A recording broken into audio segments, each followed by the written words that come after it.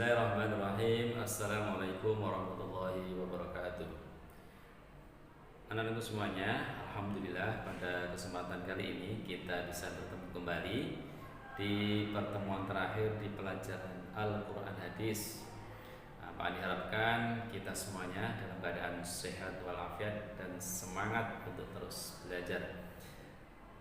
Dan anak-anakku semuanya, di kesempatan yang terakhir kali ini Pak Andi akan menyampaikan satu materi terakhir dari pelajaran Al-Quran Hadis, yaitu tentang niat. Niat ini sangat penting sekali bagi kita semuanya, karena niat itu adalah awal permulaan kita akan melakukan sesuatu, dan tentunya disertai dengan amal yang menyertainya. Nah, dalam hadis Rasulullah SAW di buku kalian, ya, di buku ini, di bab 5 halaman 29 ada hadis yang lumayan panjang, yaitu kaitannya dengan niat. Nah, nanti Pak Andi akan sampaikan sedikit ringkasan atau sedikit dari hikmah hadis yang akan kita pelajari dari hadis yang kita baca. Nah, sebelumnya Pak Andi akan bacakan dulu ya tentang teks hadis tentang niat, yaitu Bismillahirrahmanirrahim. An Amiril Mukminin Abi Hafsin Umar ibn Khattab qala sami'tu Rasulullah sallallahu alaihi wasallam innamal a'malu binniyati wa innama likulli imri'in ma nawa faman kanat hijratuhu ilallahi wa rasulihi fa hijratuhu ilallahi wa rasulihi wa man kanat hijratuhu lidunya yusibuha aw imra'atin yankihuha fa hijratuhu ila ma hajara ilaih, muttafaqun alaih. Nah, anak-anakku semuanya, sebelum kita melanjutkan, kita artikan dulu ya. Dari Amirul Mukminin Abu Hafs Umar bin Khattab radhiyallahu anhu berkata, aku mendengar Rasulullah sallallahu alaihi wasallam bersabda, sesungguhnya amal itu tergantung pada niat, dan setiap orang hanya akan mendapatkan apa yang diniatkannya. Siapa saja yang berniat hijrah kepada Allah dan Rasulnya, maka hijrahnya kepada Allah dan Rasulnya. Dan siapa saja yang berniat hijrah karena dunia yang akan diraihnya atau perempuan yang akan dinikahinya, maka hijrahnya kepada apa yang diniatkannya. Nah, anak-anak semuanya perhatikan, Pak Andi akan menjelaskan sedikit tentang luasnya hikmah kandungan hadis yang ada di dalam hadis yang kita baca ini. Pak Andi akan memberikan hikmah makna tentang teks awal-awal hadis, ya, innamal a'malu binniyat. Sesungguhnya amal itu tergantung pada niatnya. Nah, maksudnya apa? Yang pertama, bahwa diterima atau tidaknya amal kita itu tergantung niatnya. Ya, jadi kalau niatnya kita ingin ikhlas mendapatkan ridho Allah, maka amal kita diterima oleh Allah Subhanahu wa taala. Namun kalau amal kita diniatkan untuk selain Allah, bisa orang lain, bisa teman kita, bisa guru kita, bisa orang tua kita, bisa saudara-saudara kita, maka amal yang kita kerjakan tidak akan ada nilainya. Misalkan kita melaksanakan sholat, kemudian sholatnya itu biar kita dianggap baik oleh guru kita, dianggap baik oleh orang tua kita, maka sholat kita tidak diterima oleh Allah. Maka niatkan, kalau kita ingin mendapatkan niat atau amal kita diterima oleh Allah, maka niatkan untuk Allah Subhanahu wa ta'ala. Kemudian yang kedua, bahwa besar kecilnya pahala dari amal yang kita lakukan itu juga tergantung niatnya. Nah, kita mempunyai amal, mempunyai suatu amal kebaikan. Kalau amal kebaikan kita itu niatnya sedikit, maka pahalanya juga sedikit, ya. Pak Andi punya gambaran, misalkan kita makan itu kita niatkan dengan hanya untuk menguatkan tubuh kita supaya kita tetap melanjutkan kehidupan. Nah, itu niatnya ya mendapatkan itu saja.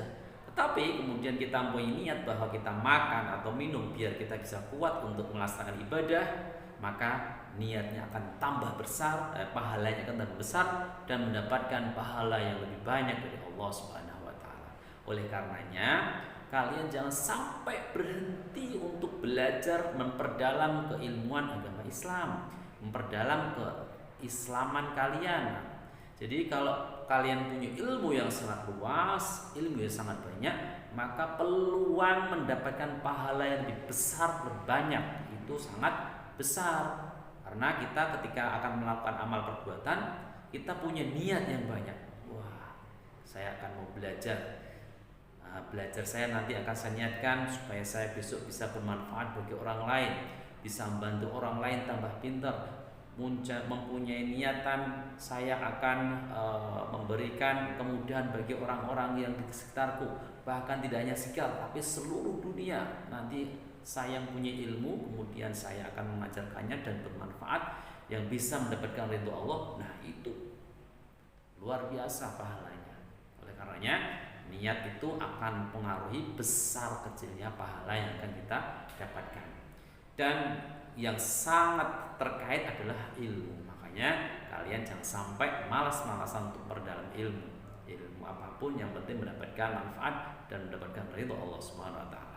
Kemudian yang ketiga, ringan atau mudah atau beratnya amal itu juga tergantung niat. Nah, kalau kita mempunyai niat yang kuat, niat karena Allah Subhanahu wa taala, maka insya Allah akan dimudahkan, akan dilancarkan oleh Allah Subhanahu wa taala. Dan niat itu juga akan membuat kita itu malas kalau niatnya tidak benar. Ya, kalau niat kita belajar misalkan hanya untuk melaksanakan tugas dari yang disampaikan oleh guru kita, diberitakan oleh guru kita, mungkin agak malas-malesan. Jadi kalau kita mempunyai niat yang baik, kuat untuk mendapatkan ridho Allah, maka insya Allah nanti akan dimudahkan, ya akan dimudahkan.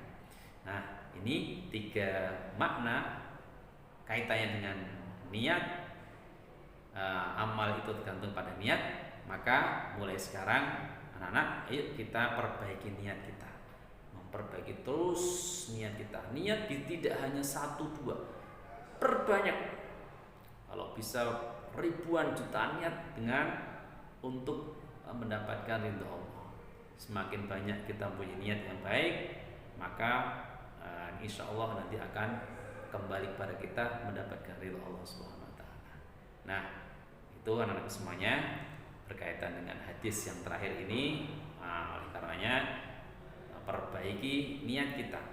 Dan di dalam hadis tadi juga Pak Andi lupa menyampaikan bahwa ada kisah yang melatar belakangi atau namanya asbabul wurud tentang diturunkannya atau adanya hadis ini, yaitu ada kaitannya dengan seorang yang hijrah ke Madinah itu hanya ingin menikahi Ummu Qais, seorang wanita.